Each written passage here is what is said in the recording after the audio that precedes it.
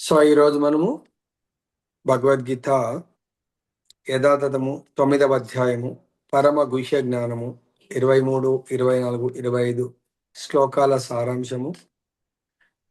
So మనం ఈరోజు మానవుడు ఆ వాంఛ అంటే మనం ఏదైతే కోరికల్ని కోరుతూ ఉంటామో వాటిని సులభంగా తీర్చుకునే విధానాన్ని గురించి మనము తెలుసుకుందాము. సో 2 రకాలుగా తీర్చుకోవచ్చు మానవుడు. ఏంటంటే భగవంతుడు చెప్తున్నాడు, ఓ కుంతిపుత్ర, సో ఇతర దేవతలకు భగవంతుడు దేవతలందరికీ కూడా దేవాది దేవుడు, దేవతలందరూ కూడా భగవంతుడి యొక్క సేవకులు. సో డైరెక్ట్ భగవంతుని పూజ చేసే వాళ్ళు ఉంటారు, దేవతల్ని పూజ చేసేవాళ్ళు, రెండు రెండు వర్గాల వాళ్ళు. ఓకే, సో ఎవరైతే దేవతలకు భక్తులై వారిని శ్రద్ధతో పూజిస్తారో భగవంతుడు అంటున్నాడు, ఇది డిక్లేర్, నిజానికి వాళ్ళు నన్నే పూజిస్తారు, కానీ అది తప్పు మార్గంలో, అవిధి పూర్వకం అంటే తప్పు మార్గంలో. ఎందుకంటే దేవతలు భగవంతుడి యొక్క సేవకులు.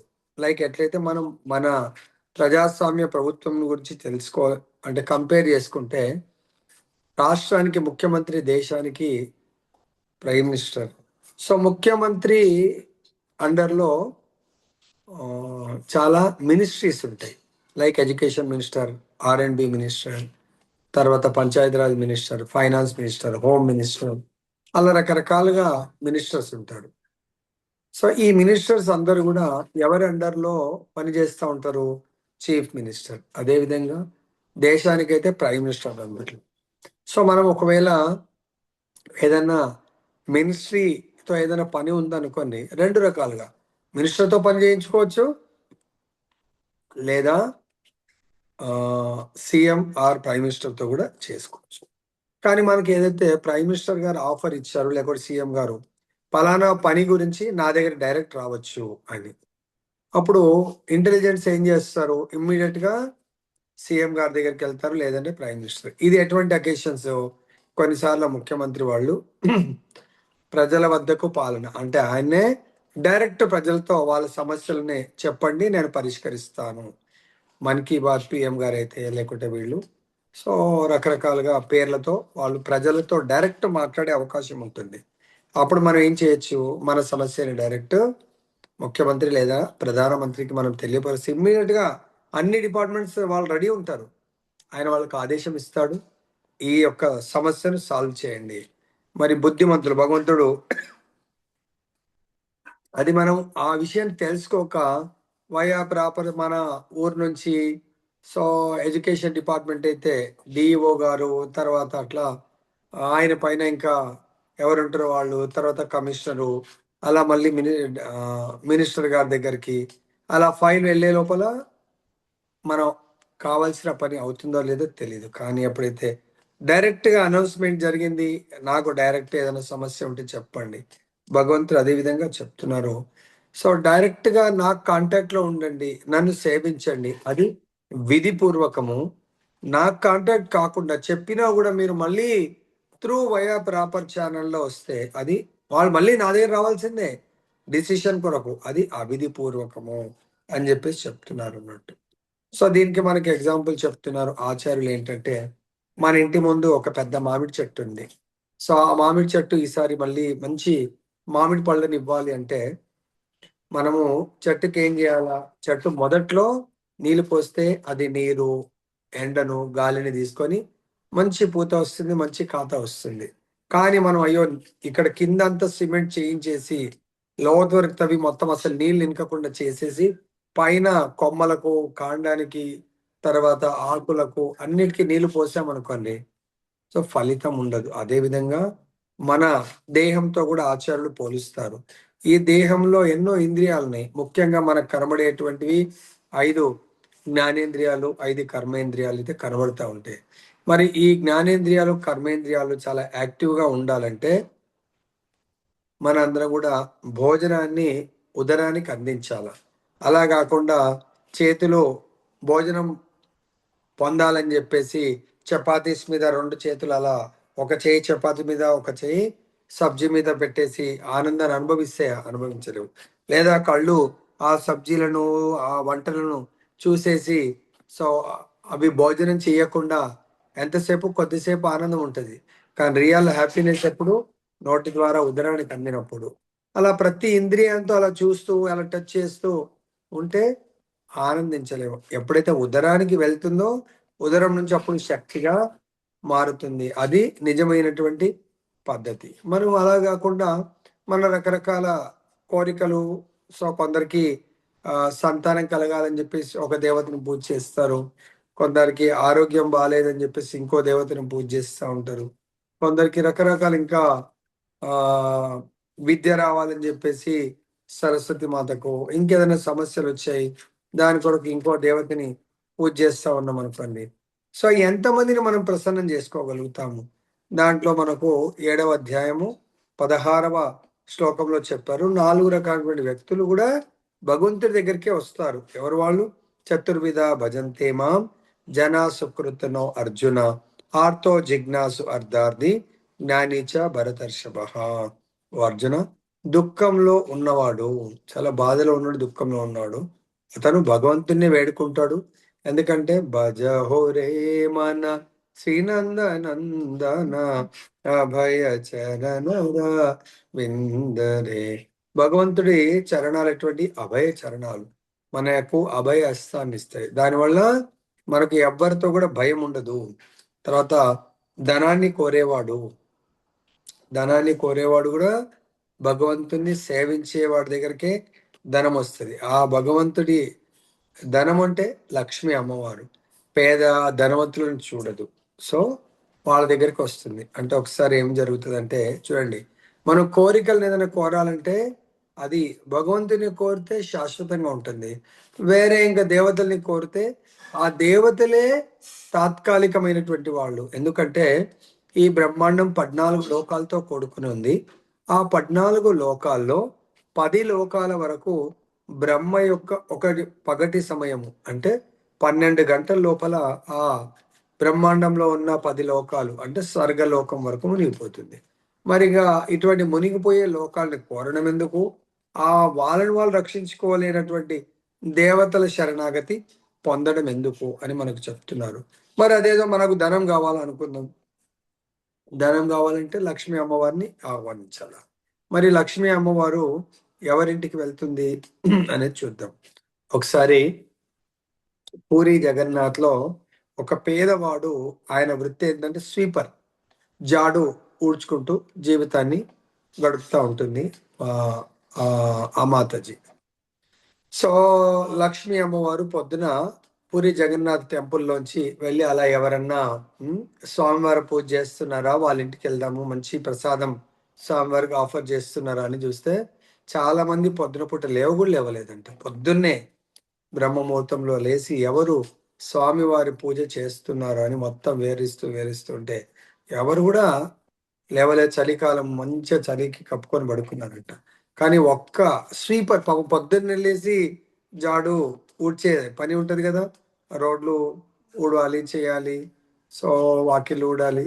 సో, ఆ ఇంట్లో ఆహ్, గృహిణి పొద్దున్నే తన ఇల్లంతా ఊడ్చుకొని చేసుకొని, తర్వాత ఇంట్లో వాళ్ళ హస్బెండ్‌తో పాటు భగవంతుని యొక్క ఆరతి చేసి, మంచి నైవేద్యం సమర్పించి పూజ చేస్తూ నైవేద్యం పెట్టినప్పుడు ఎవ్వరింట్లో కూడా లేవలేదు.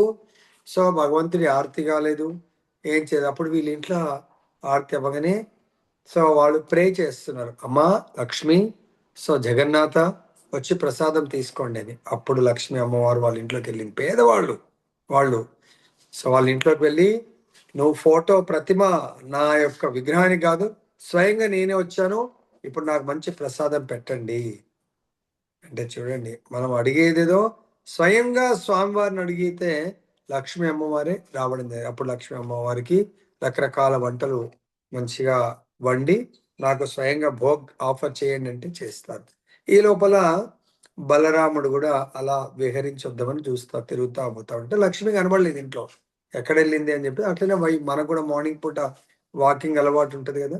అలా అని చెప్పేసి బలరాముడు అలా అలా వెళ్తా ఉంటే సో ఈ ఇంట్లో లక్ష్మి ఎక్కడ ఉంటే అక్కడ ఆ ఇంట్లో దేదీపం వెలిగిపోతా ఉంటుంది. అరే ఇదేంటి వీళ్ళ ఇంట్లో ఇంత ఆ దివ్యమైనటువంటి తేజస్సు వస్తుంది. సో మా లక్ష్మి అయితే కాదు అని చూస్తే లక్ష్మీ అమ్మవారు మంచి ప్రసాదం తీసుకుంటారంట. అప్పుడు బలరాముడికి చాలా కోపం వస్తుంది. సో కొంత దాన్ని ఏమంటారు, నారాజు అయిపోతాడు. అరే ఇదేంటి, మనము అఖిలాండ కోటి బ్రహ్మాండ నాయకుడు నా తమ్ముడు, అటువంటి తమ్ముడి భార్య లక్ష్మి ఎవరైనా చూస్తే ఏమనుకుంటారు, ఇంత మరి జాడు స్వీపర్, మనము అట్లీస్ట్ క్షత్రియ ఫ్యామిలీ మనకు ద్వారకాధీశుడు, అటువంటి నా తమ్ముడి భార్య వీళ్ళింట్లో పోయి తినడం ఏంది అని చెప్పేసి ఆయన ఇంకా చూసి మైండ్ అంతా అమ్మూడంతా ఆఫ్ అయిపోయి ఇంకా టెంపుల్కి పోతే అప్పుడు ఇంకా గుడిలో మళ్ళీ ఆఫరింగ్ తీసుకొస్తారు. అప్పుడు కృష్ణుడు అంటున్నాడు జగన్నాథుడు, దౌబయ్య ప్రసాదం తీసుకుందామంటే ఆయన నాకు తీసుకోవాలని మూడ్ లేదు, నేను తీసుకోంటే కొంచెం ఏదో మూడ్ ఆఫ్ లాగా అప్సెట్ లాగా ఉంటాడు. ఏమైంది అంటే, నేను నా అప్సెట్తో నీకెందుకు, నీ భార్యకి ఎందుకు, మీరు మీరు చూసుకోండి అంటారు. ఏంది ఈరోజు కొత్తగా మాట్లాడుతున్నావు, సో నా ఒట్టు నువ్వు చెప్పాలి, నువ్వు చెప్పవలసిందే అంటాడు. అప్పుడు అంటాడు, చూడు మనకి ఇక్కడ ఏం తక్కువ పోయింది, ఇక్కడ రోజు 56 రకాల వంటలు మనకు నైవేద్యం సమర్పిస్తున్నారు. అటువంటిది నా యొక్క ఆ, మరదలు అక్కడ వెళ్ళి పలానా స్వీపర్ వాళ్ళ ఇంట్లో భోజనం చేస్తుంది. అవునా, అటు వాళ్ళ ఇంట్లోనా, మరి అదే కదా వాళ్ళ ఇంట్లో వెళ్ళి భోజనం చేస్తుంది, సో ఎవరైనా చూస్తే మన పరువు ఉంటుందా అని చెప్పేసి ఆయన అలుగుతాడు. అప్పుడు లక్ష్మీ అమ్మవారు మంచిగా తీసుకొని ఇక్కడికి వచ్చి మళ్ళీ వీళ్ళకు భోజనం వడ్డించి, అంటే వంట చేసి వడ్డిస్తా ఉంటే బలరాముడు నాకు వద్దు, నేను తినలేను అంటాడు. అప్పుడు కృష్ణుడు ఇంకా అన్న తినంది కృష్ణుడు తమ్ముడు తింటాడా, నేను కూడా తిన అంటాడు. అప్పుడు సరే అని చెప్పేసి ఆకలి లేదేమో అని మధ్యాహ్నం వండుతుంది, మధ్యాహ్నం తినడు, రాత్రికి వండుతుంది, రాత్రి కూడా బలరాముడు తినడు. అప్పుడు ఇంకా లక్ష్మి అంటుంది, అరే నా చేతి వంట మీరు తిననప్పుడు ఇంకా నేను ఇక్కడ ఉండలేను, నేను వెళ్ళిపోతున్నా అంటది. బలరాముడు సైలెంట్ ఉంటాడు. ఇక అన్న సైలెంట్ ఉంటే మళ్ళీ మనం అంటే ఏమన్నా, అరే భార్య వైపు ఫీలింగ్ చూపిస్తున్నాడు అని చెప్పేసి కృష్ణుడు కూడా సైలెంట్ ఉంటాడు. అప్పుడు జనరల్ గా దాన్ని ఏమంటారు, మౌనం అర్ధ అంగీకారం అంటారు. మౌనం దాదాపు అంగీకారం అని. సో లక్ష్మీదేవి వెళ్ళిపోతుంది. లక్ష్మీదేవి వెళ్ళిపోతూనే ఇక్కడ ఎందుకు చెప్తున్నంటే, మన వాంఛిత ఉమ్, ఫలాలను మనం ఏదైతే కోరుకుంటున్నామో ఆ ఫలాలు ఎవరి ద్వారా వస్తాయి. ధనం అయితే కృష్ణుని పూజ చేస్తే లక్ష్మి ద్వారా వస్తుంది. తర్వాత కృష్ణుని పూజ చేస్తే అదే సరస్వతి అమ్మవారు మనకు చదువునిస్తుంది. కృష్ణుని పూజ చేస్తే విఘ్నాలను వినాయకుడు మరియు నరసింహస్వామి తొలగిస్తాడు. ఆ విధంగా సంతానం కావాలంటే సో భగవంతుడు, ఆ మినిస్టర్స్ ఎవరైతే ఉంటారో ఆరోగ్యం కావాలా, భగవంతుడు ఎవ్రీథింగ్ ఈ విల్ టేక్ కేర్. సో ఆ విధంగా లక్ష్మీ అమ్మ లక్ష్మీ అమ్మవారు వెళ్ళిపోగానే వాళ్ళ ఇంట్లో, ఏ ఇంట్లో అయితే లక్ష్మీ నారాయణుడి సేవ జరగదో రాధాకృష్ణుడు, ఇంకా అక్కడ దరిద్ర దేవత విలయ తాండం. సో అక్కడ నుంచి అంటే మన ఇంట్లో ఉన్న ప్రతి వస్తువు లక్ష్మే, అర్థమైందా. ఈవెన్ మనం తొడుక్కునే బట్టలు లక్ష్మీ అమ్మవారివే, ఇంట్లో బీరువాలు ఉన్న నగలు లక్ష్మీ అమ్మవారివే, ప్రతిదీ. ఇప్పుడైతే అందరూ బ్యాంక్ లో పెట్టుకుంటారు, మొబైల్లో ఉండే జీపే లక్ష్మీ అమ్మవారిదే. కాబట్టి ఎప్పుడైతే లక్ష్మీ అమ్మవారు వెళ్ళిపోయారో ఇంకా వాళ్ళ సంపత్తి అంతా వెళ్ళిపోయింది ఆమెతో పాటు.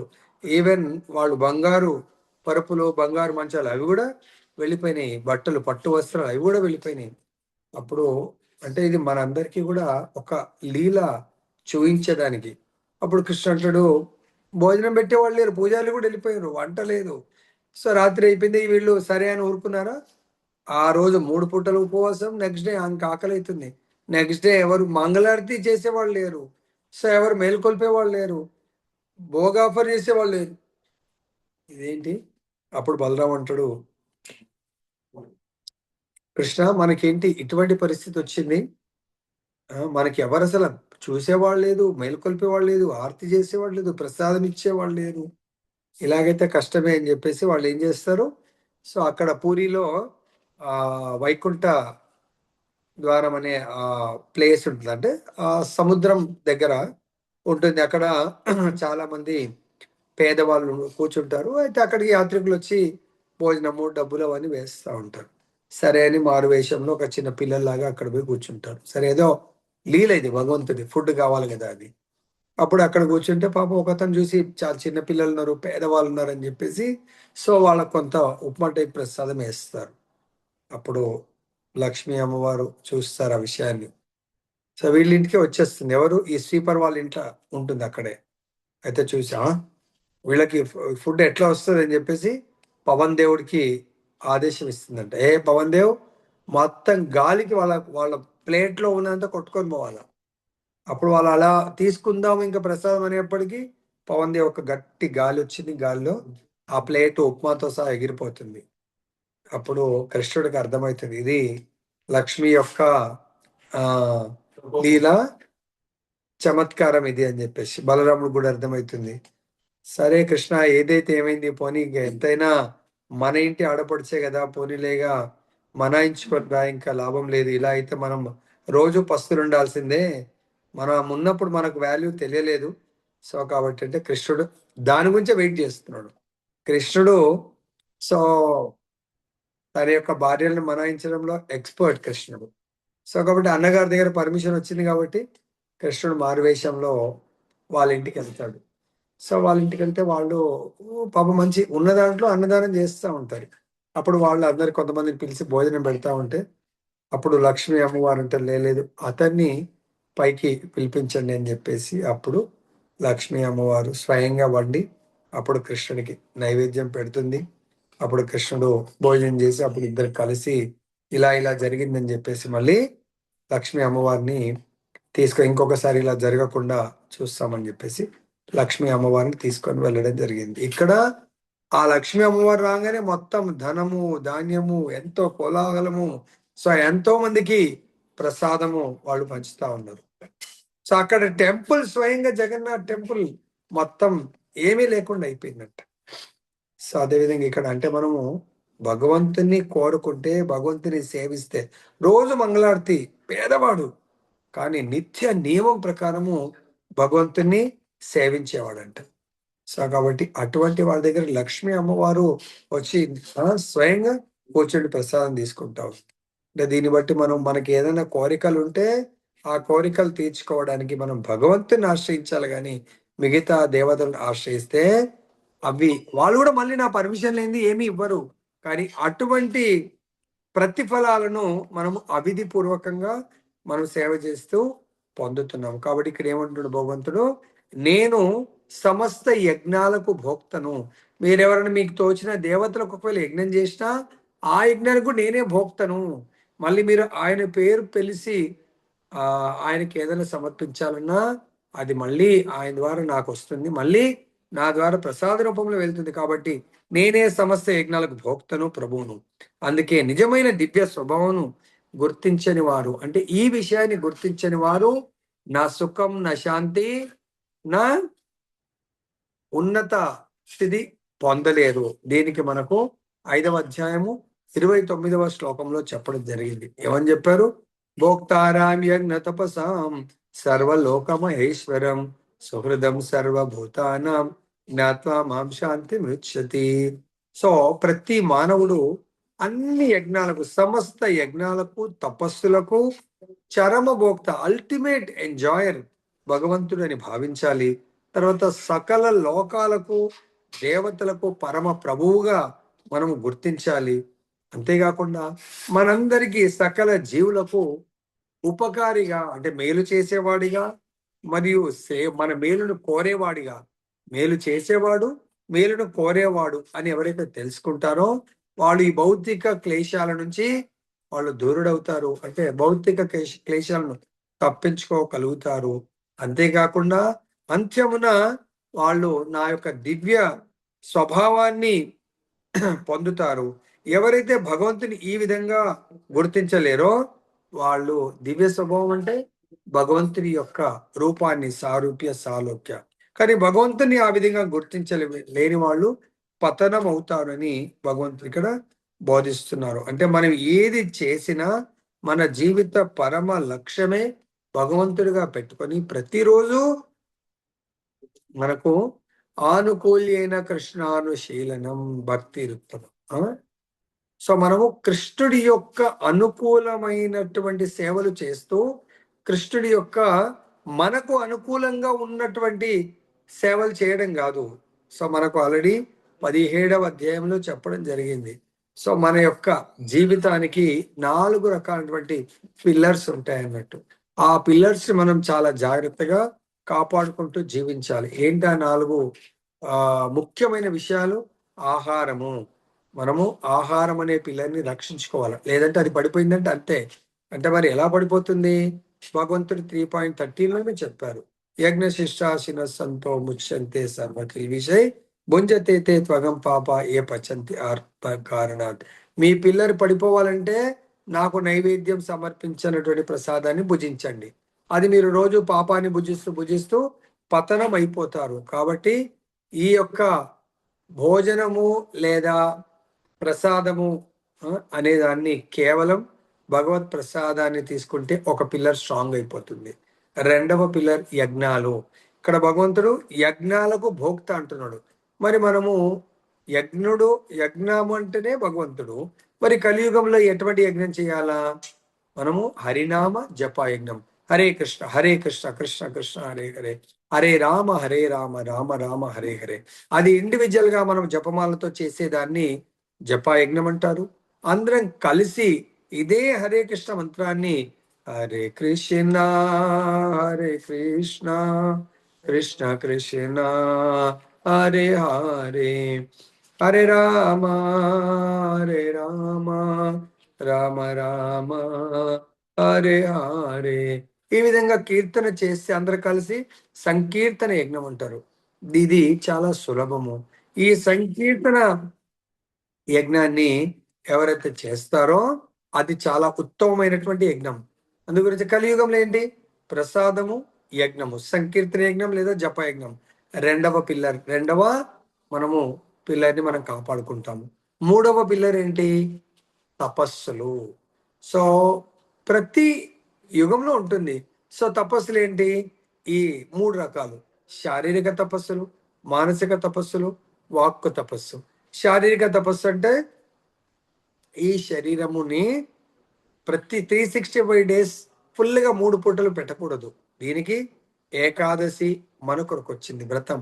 ఏకాదశి రోజు ఈ శరీరానికి మినిమైజ్ ఫుడ్ ఇవ్వాలా. స్పెషల్గా నవధాన్యాలు ఇవ్వకుండా, వీలవుతే మనం ఉన్నాం ఈవినింగ్ వరకు వితౌట్ వాటర్ లేదు ప్రభు కుదరదు, అట్లీస్ట్ వాటర్తో లేదు ప్రభు కుదరదు, లేదంటే ఏదైనా ఫ్రూట్ జ్యూసెస్ వాటితో ఉండండి.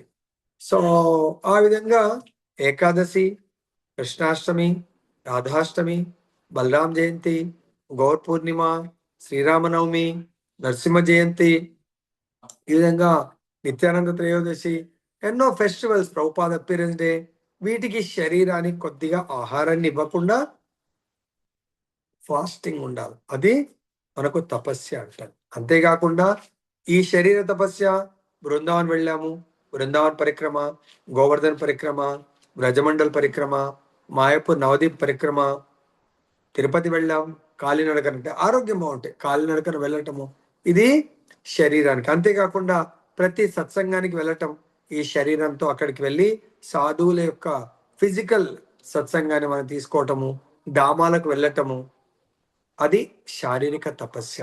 మానసిక తపస్య ఎప్పుడు మనసులో భగవంతుడి నామ రూప గుణ లీలలను స్మరిస్తూ ఉండటం, అది మన్ అండ్ మైండ్ యొక్క తపస్య. ఇంకా మూడవది వాక్కు తపస్య. ఈ యొక్క నాలుకతో నోటితో నిరంతరము భగవంతుడి యొక్క ఆవిర్భావాన్ని, మనకైతే గౌర పూర్ణిమ సంవత్సరానికి ఒక్కసారి, కానీ ఎప్పుడైతే మనం భగవంతుడి యొక్క నామరూప గుణ లీలలను కీర్తిస్తామో అప్పుడు భగవంతుడు మన నాలుక మీద ప్రకటం అవుతాడంట. మరి మనం ఎటువంటి తపస్సు చేయకుండా మన నోట్లో భగవంతుని ప్రకటన చేసుకోవచ్చు. ఈ విధంగా తపస్య అంటే వాక్కు తపస్య, మానసిక తపస్య, శారీరక తపస్య అయిపోయింది. నెక్స్ట్ ఇది దానము. ఇది నాలుగోది పవర్ఫుల్ పిల్లర్. అంటే మనము ఎక్కడి నుంచి వచ్చాము? మన వాంఛిత ఫలాలు 2 రకాలు. ఒకటి దేహ వాంఛిత ఫలాలు, 2 ఆత్మ వాంఛిత ఫలాలు. దేహ వాంఛిత ఫలాలంటే ఈ దేహం ఉన్నంత కాలమే వాటిని తీర్చుకుంటుంది. దేహం వెళ్ళిపోయిన తర్వాత అవి ఇక్కడే ఉండిపోతాయి.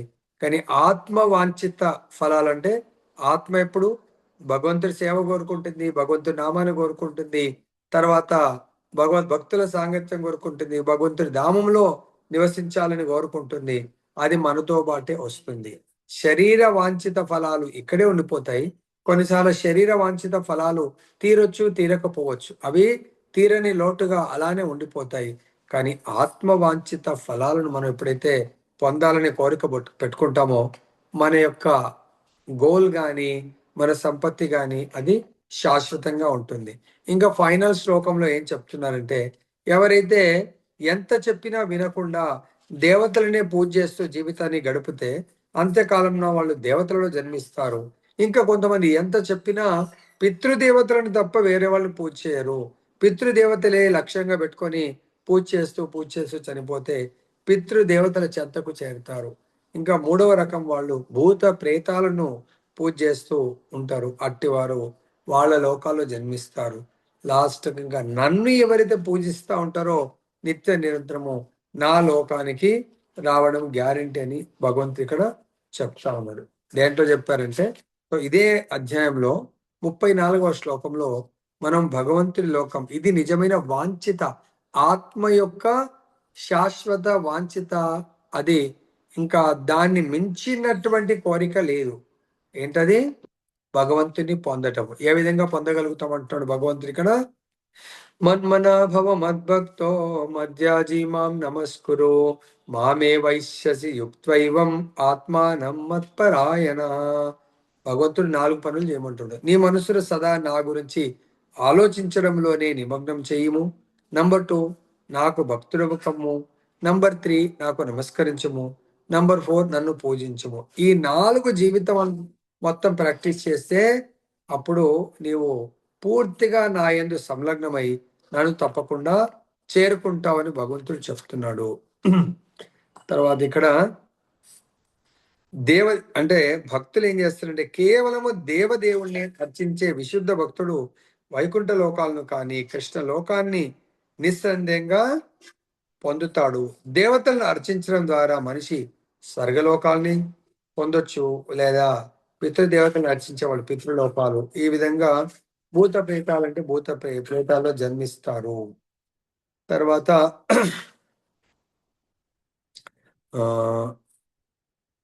ముఖ్యంగా ఈ శ్లోకం ద్వారా మనం తెలుసుకుంది ఏంటంటే, అత్యంత సులభంగా ఏమర్థమవుతుందంటే, కృష్ణుడు విష్ణువు నివసించే ఈ మహోన్నతమైన లోకాల సమాచారము దురదృష్టవశాత్తుగా చాలా మందికి తెలియదు కాబట్టి వాళ్ళు లక్ష్యాన్ని పెట్టుకోలేకపోతున్నారు. సో ఎవరికైతే ఈ లక్ష్యం తెలియాలంటే వాళ్ళు సాధు శాస్త్ర గురు, సాధువుల ద్వారా గురువుల ద్వారా శాస్త్రాలు అంటే భగవద్గీత భాగవతాన్ని విని మన లక్ష్యాన్ని మార్చుకోవాలి.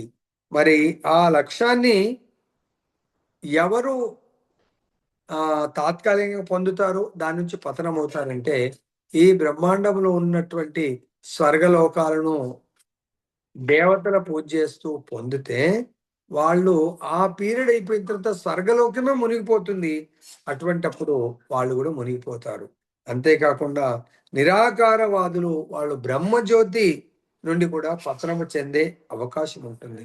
కానీ ఎవరైతే కేవలము హరే కృష్ణ మహామంత్రాన్ని జపిస్తూ కీర్తిస్తూ వాళ్ళు నిత్య జీవితాన్ని గడుపుతారో వాళ్ళు గ్యారంటీగా భగవంతుడి యొక్క వైకుంఠ లేదా కృష్ణ లోకానికి చేరుతారు. ఎవరు చాలా సులభంగా? మనము చేరడానికి ప్రయత్నం చేసే వాళ్ళు కాదు.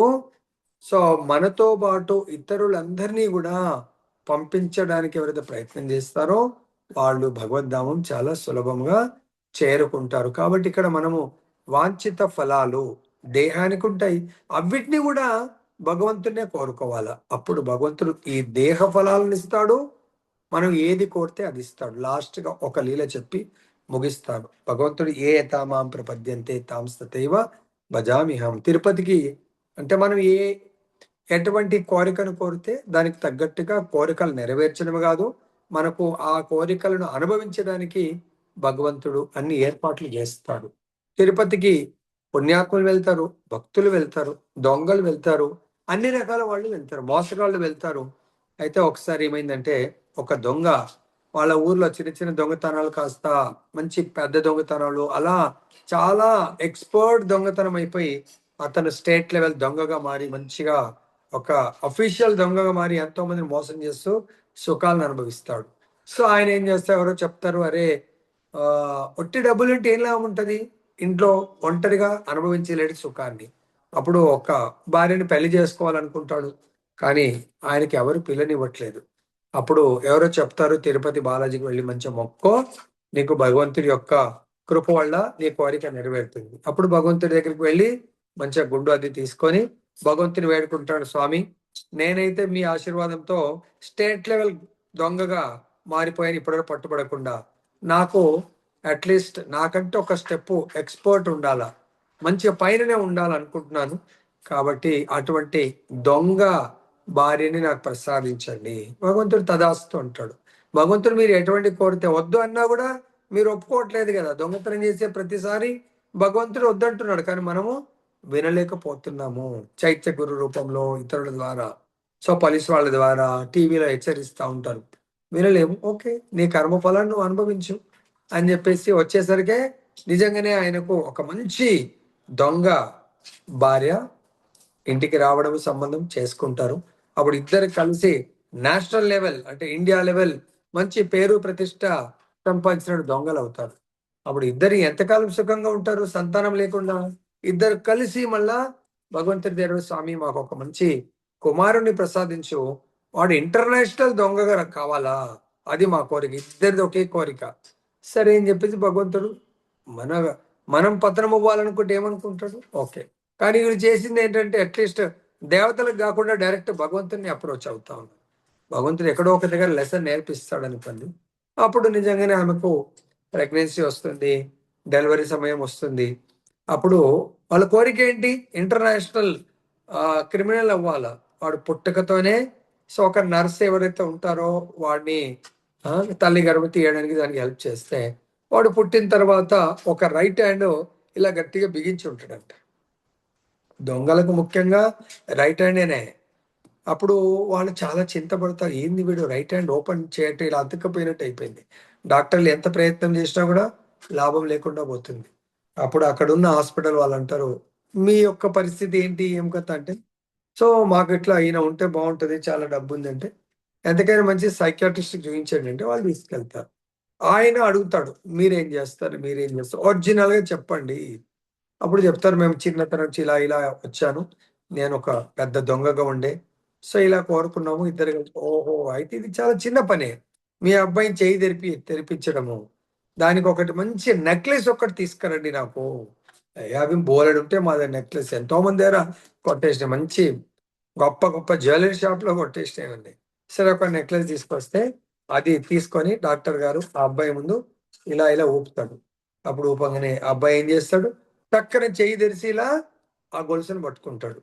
ఎప్పుడైతే చెయ్యి తెరిసాడో, ఓపెన్ చేసాడో దాంట్లోంచి ఆ చిన్న ఉంగరం ఒకటి టాప్పని పడిపోతుందంట. అప్పుడు వాడు ఆశ్చర్యము, ఆనందానికి గురయ్యారు. అరే! మా కోరిక నిజంగానే భగవంతుడు ఎలా నెరవేర్చాడు? వాడు పుట్టుకతోనే ఇంత గొప్ప దొంగగా మారిపోయాడు. నర్స్ దగ్గరికెళ్ళి కొట్టేసాడంటే ఇదొక జస్ట్ మనకు అవేర్‌నెస్ రావడానికి, జ్ఞానోదయం కలగడానికి. కాబట్టి మరి వాడు కోరుకునేది చూడండి, దొంగ ఇంకొక దొంగ కావాలని కోరుకుంటుండు. మరి ఆ దొంగ ఈరోజు లేకుంటే రేపు కటకటాల్లో పడిపోవటమే. మరి మనం గూడా మళ్ళీ పునరపి జననం, పునరపి మరణం సంబంధించినటువంటి కోరికలు కోరుకోవాలనా? అంటే దేహం యొక్క ఆహ్, కోరికలు తీర్చుకోవడానికి కొరకు భగవంతుని అప్రోచ్ అవ్వాలనా? దేవతలను అప్రోచ్ అవ్వాలనా? చూడండి. మనము ఈ భవబంధాల నుంచి విముక్తి పొందడానికి, భవసాగరాన్ని విముక్తి పొందడానికి కొరకు భగవన్నామం చేయండి. భగవత్ కథ వినండి. భగవంతుడి యొక్క నామరూప గుణ లీలల శ్రవణం, కీర్తన చేయండి. భగవద్ భక్తులను సేవించండి. భక్తుల సాంగత్యంలో భగవంతుని యొక్క సేవా కార్యక్రమంలో పాల్గొని జీవితాన్ని ఆ! ఉత్ పతనం నుంచి రక్షించుకొని ఉన్నతం వైపు ప్రయాణం చేయాలని కోరుకుంటూ ముగిస్తున్నాం. జయ బోలో గ్రంథరాజ్ శ్రీమద్ భగవద్గీత की जय, श्री श्री राधारमण लाल की जय, जगन्नाथ बलदेव सुभद्रा महारानी की जय, गौर निताय भगवान की जय, जगत गुरु श्री प्रभुपाद की जय, श्री श्रीपाद गुरु महाराज